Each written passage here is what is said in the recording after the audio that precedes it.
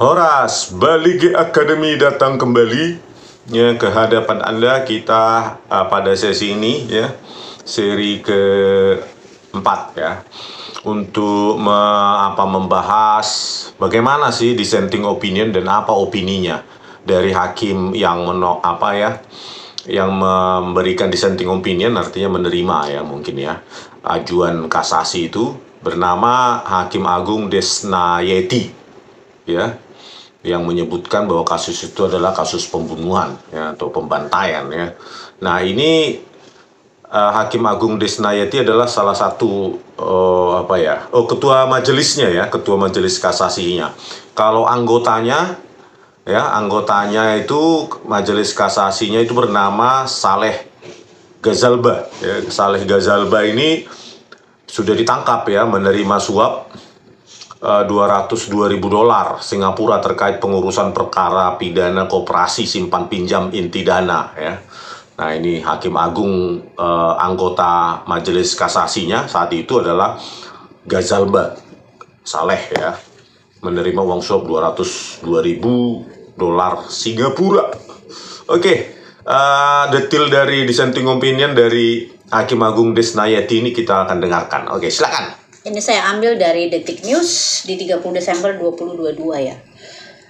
Terdakwa telah terbukti secara sah dan meyakinkan bersalah melakukan tindak pidana turut serta melakukan pembunuhan yang melanggar ketentuan pasal 338 KUHP, pasal pembunuhan. Terdakwanya Bribtu Fikri Ramadan ya, dan ya. Ibda M. Yusmin Ohorelah. Oke. Ya. Berikut pertimbangan lengkap Hakim Agung Desnayeti. Bahwa berdasarkan fakta hukum di persidangan terungkap, sewaktu korban Lutfi Hakim, Suci Qaddafi, Ahmad Sofyan, M. Reza dibawa masuk ke dalam kendaraan Xenia berwarna silver dengan nomor polisi B1519 UTI yang akan dibawa ke Polda Metro Jaya dalam kondisi tanpa senjata api maupun senjata tajam terlebih dahulu dilucuti. Dibawa masuk ke mobil Xenia silver tapi dalam kondisi tanpa senjata maupun tanpa senjata tajam, terlebih dahulu dilucuti ya. Oh gitu. Terus? Bahwa penyerangan yang dilakukan korban M. Reza dengan berusaha mencekik Fikri Ramadan, korban Lutfi Hakim hendak merebut senjata api milik Fikri Ramadan dengan dibantu oleh korban M. Suci Qaddafi dan korban Ahmad Sofyan dengan cara menjambak rambut saksi Fikri Ramadan, dibalas dengan serangan yang tidak berimbang dengan mempergunakan senjata api berupa pistol yang ditembakkan oleh saksi Fikri Ramadan dengan menggunakan senjata api jenis CZ, telah menembak korban Suci Qaddafi sebanyak 3 kali. Jadi mereka di situ peristiwanya, mereka ini ya, Lutfi Hakim, Suci Qaddafi, Ahmad Sofyan dan Muhammad Reza ini dibawa ke Xenia, ceritanya nggak diborgol ya gitu. Iya. Jadi bisa menjambak dan merebut senjata api milik Fikri. Iya. Konyol sekali, ini mitos ini ya. Jadi kejadiannya dalam sebuah Xenia loh pemirsa. Dalam Xenia mereka tidak diborgol, tidak diikat pakai tali rafia kayak setidaknya gitu ya. Jadi duduk aja nongkrong gitu ceritanya kayak penumpang biasa ya. Tidak masuk akal ya. Terus? Saya lanjutkan ya. Dan korban M. Reza sebanyak 2 kali. Sedangkan Ibda Elwira almarhum dengan menggunakan senjata api jenis Six Sauer telah menembak korban Lutfi Hakim sebanyak 4 kali. Dan korban Ahmad Sofyan sebanyak 2 kali yang semuanya mengenai dada sebelah kiri para korban. Jadi semuanya korban mengalami penembakan dada kiri ya. Pembelaan diri tapi konsisten di dada kiri ya. Ibda Elwira ini yang sudah almarhum ya, yang kematiannya katanya tewas dengan kecelakaan tunggal motor Scoopy ya, yang telah kita bahas di seri ketiga. Ternyata masih misteri, inkonsisten nama, terus saksi dari orang setempat, ya, tidak ada mendengar ada kecelakaan tunggal, terus jalannya juga banyak jalan yang sempit, dan tiap 100 meter ada polisi tidur. Terus 2 unit petugas laka lantas Polres Tangsel nggak pernah mendengar ada seorang petugas Polri tercatat tewas ya di daerah dia gitu, kecelakaan tunggal ya. Ini masih misteri nih ya. Saya yakin masih hidup ini ya. Terus bahwa serangan dengan cara menembak menggunakan pistol di samping tidak sebanding dengan serangan yang dilakukan para korban yang hanya menggunakan tangan. Juga tembakan telah diarahkan ke bagian dada yang merupakan bagian vital dari tubuh para korban, yang seharusnya Yusmin, Fikri, dan Elwira almarhum masih mempunyai kesempatan dan dapat menembakkan pistolnya ke bagian lain yang bukan merupakan vital pada tubuh para korban, jika hanya ingin melumpuhkan serangan para korban. Gitulah ya opininya ya. Kalau memang untuk melumpuhkan, ngapain ditembak berkali-kali dan dada kiri ya. Konsisten sekali di jantung ya, dada kiri gitu kan, di bagian dada, bagian vital dari ini para korban. Jadi ya itu tadi ya, pertanyaannya adalah ketika mereka ditangkap, bahkan pakai tali rafia pun nggak diikat gitu. Jadi seperti penumpang biasa, itu satu poinnya.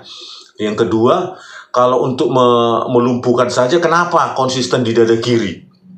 Semua ditembak, bahkan ada berapa kali ya, ada yang 2 kali, ada yang 4 kali. Bayangkan ya, Ahmad Sofian siapa itu 2 kali, terus siapa lagi yang 4 kali itu? Lutfi Hakim katanya 4 kali ditembak oleh Ibda Elwira itu ya, Ibda Elwira Jendrato ya, Priyadi Jendrato. Kalau hanya untuk melumpuhkan, kok bisa 4 kali? 1 kali aja sudah ini ya, kalau di dada kiri sudah mati gitu ya. Aduh parah. Oke, lanjut.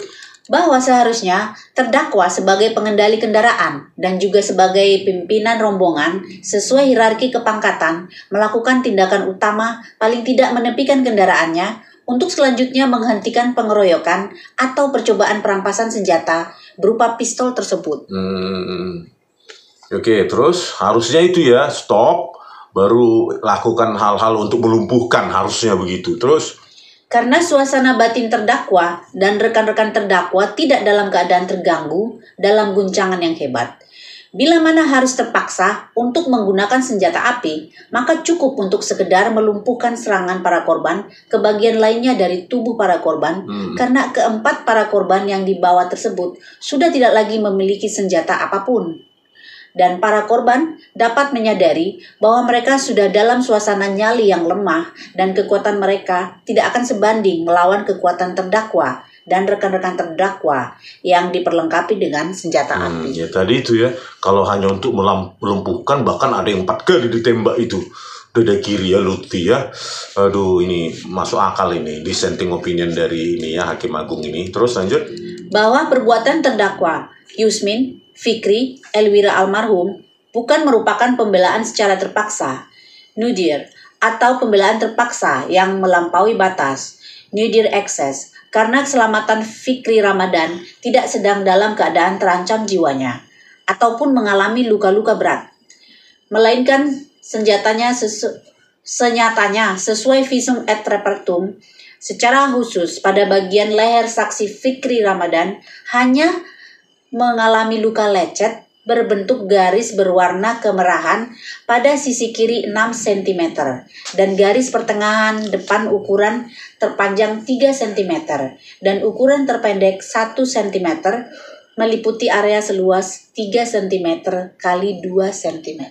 Jadi visum terhadap terdakwa Fikri Ramadan ini ternyata cuma luka ya berbentuk lecet ya di bagian leher, kemerahan sisi kiri sepanjang 6 cm. Dan garis pertengahan dengan dan ukuran terpendek 1 meter meliputi area 3 cm dikali 2 cm. Artinya apa? Bahwa dia tidak mengalami ancaman seperti ancaman nyawanya. Ya, karena menurut visum itu et repertum cuma panjang ya kemerahan aja di sisi kirinya 6 cm. Makanya ini agak kalau sampai mereka terpaksa melakukan penembakan sampai 4 kali, itu kan harusnya sudah terancam kali nyawanya, ada luka-luka, pertikaian atau segala macam. Ini cuma di leher aja, lecet kiri 6 cm, jangan-jangan digigit nyamuk ya kan, atau belalang gitu ya kan, 6 cm aja gitu ya, itu pun cuma lecet gitu. Nah, masuk akal ini ya opininya Hakim Agung. Terus bahwa dengan menunjukkan serangan tembakan pistol ke bagian dada para korban, maka terdakwa Fikri Ramadan, Elwira almarhum, memang berniat secara sengaja untuk menghilangkan nyawa para korban. Sehingga hal ini bersesuaian dengan jurisprudensi Mahkamah Agung nomor 908 /Pidana/2006 disebutkan bahwa dengan ditembaknya pada bagian badan yang membahayakan, yaitu paru-paru kiri dan kanan, maka perbuatan terdakwa dapat dikualifikasi sebagai kesengajaan untuk menghilangkan nyawa orang lain dalam kurung putusan Hoj Raat tanggal 23 Juli 1937. Jadi itulah opininya ya, bahwa itu bukan karena memang untuk terpaksa, tetapi memang kesengajaan terdakwa ini ya, para terdakwa ini untuk menghilangkan nyawa korban tersebut ya, menurut Hakim Agungnya ini ya, terdakwanya Fikri Ramadan dan Elwira Priyadi Jendrato itu ya, memang sengaja mereka berniat untuk menghilangkan nyawa para korban ya. Terus ada lagi bahwa oleh karena itu alasan kasasi dari pemohon kasasi atau penuntut umum dapat dibenarkan, di mana perbuatan terdakwa telah terbukti secara sah dan meyakinkan bersalah melakukan tindak pidana turut melakukan pembunuhan yang melanggar ketentuan pasal 338 junto pasal 55 ayat 1 ke 1 KUHP. Oleh karena itu, Judex Fakti Pengadilan Negeri Jakarta Selatan telah salah menerapkan hukum pembuktian dalam pertimbangan putusannya, sehingga bertentangan dengan pasal 197 ayat 1D Undang-Undang Nomor 8 1981. Terus itulah ya. Saya lanjutkan. Bahwa alasan kasasi yang selebihnya dari pemohon kasasi atau penuntut umum tidak perlu dipertimbangkan lagi, karena alasan kasasi sebagaimana tersebut di atas dipandang cukup beralasan untuk dikabulkan. Namun, ini dari Detik ya, namun pendapat Desnati tadi kalah dengan dua hakim anggotanya, Yohanes Priyana dan Ghazal Basaleh.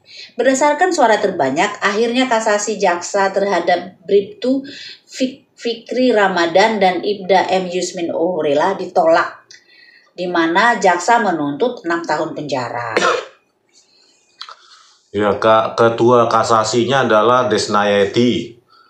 Anggotanya adalah Hakim Agung Yohanes Priyana dan Ghazal Basaleh. Inilah Ghazal Basaleh yang kena suap 200 ribuan dolar Singapura itu ya.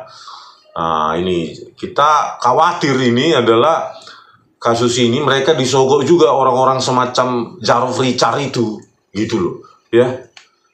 Padahal demi kemanusiaan mereka harusnya kan memutuskan berdasarkan logika. Saya aja baca sedikit sudah paham logikanya, ya. Masa pembelaan diri ditembak sampai 4 kali, ada yang 2 kali, ada yang 4 kali di dada kiri, paru-paru atau jantung, saya nggak tahu ya, organ tubuh. Itulah bayangkan, kan harusnya mereka harusnya dilatih untuk melumpuhkan, ya harusnya bagian apa gitu loh, bagian kaki, jari, jempol, ya. Jadi ini sangat beralasan ya Hakim Agung Ketua Kasasi Desnayeti. Nah, yang dua ini jangan-jangan ini masuk angin ini, Yohanes Priyana dan Ghazal Basaleh, karena terbukti Ghazal Basaleh menerima suap.